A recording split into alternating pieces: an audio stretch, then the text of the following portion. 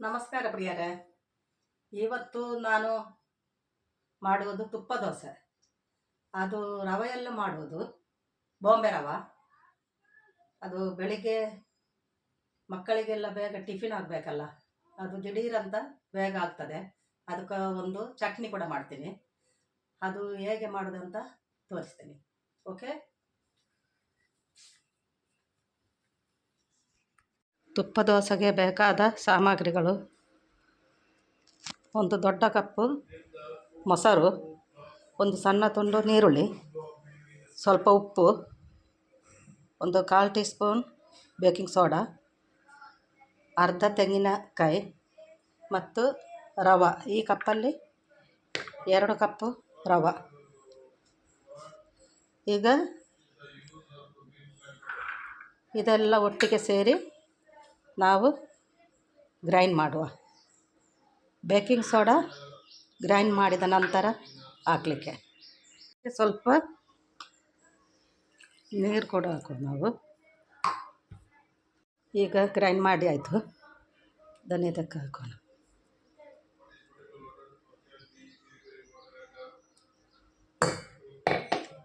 ಇದಕ್ಕೇ ಸ್ವಲ್ಪ ನೀರು ಹಾಕಿ ಮಿಕ್ಸಿಯಲ್ಲಿ ಪುನಃ ಸೇರಿಸೋಣ.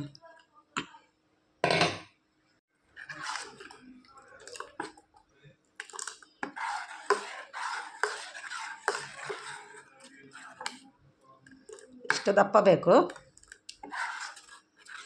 ತಿಳಿಯಾಗಿ ಬರೋದು. ಈಗ ಇದಕ್ಕೆ ಸೋಡಾ ಹುಡಿಯನ್ನು ಹಾಕುವ. ಈಗ ನಾವು ದೋಸೆಯನ್ನು ಮಾಡುವ.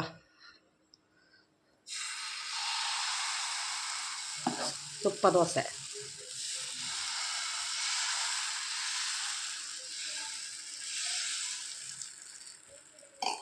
ಇದಕ್ಕೆ ನಾವು ತುಪ್ಪವನ್ನು ಹಾಕುವ.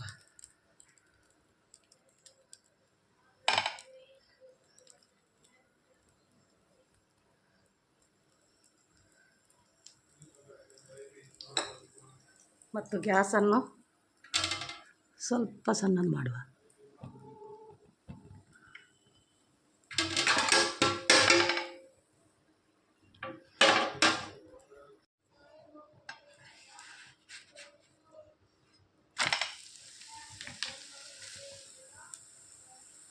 ಈಗ ನಮ್ಮ ತುಪ್ಪ ದೋಸೆ ರೆಡಿಯಾಗಿದೆ.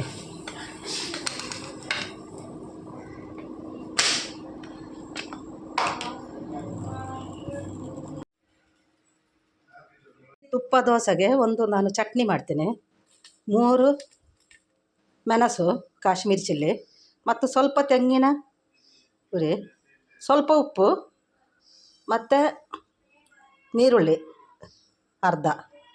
ಇದೆಲ್ಲ ಸೇರಿ ಇದಕ್ಕೆ ಹುಳಿ ಹಾಕಲಿಕ್ಕೆ ಇಲ್ಲ. ಹುಳಿ ಮೊಸರು ನಾನು ತುಪ್ಪ ದೋಸೆಗೆ ಹಾಕಿದಲ್ಲ, ಇದಕ್ಕೆ ಏನು ಹಾಕಲಿಕ್ಕಿಲ್ಲ. ಇಷ್ಟೇ. ಇದು ಎಲ್ಲ ಸೇರಿ ಮಿಕ್ಸಿಯಲ್ಲಿ ಹಾಕುವ.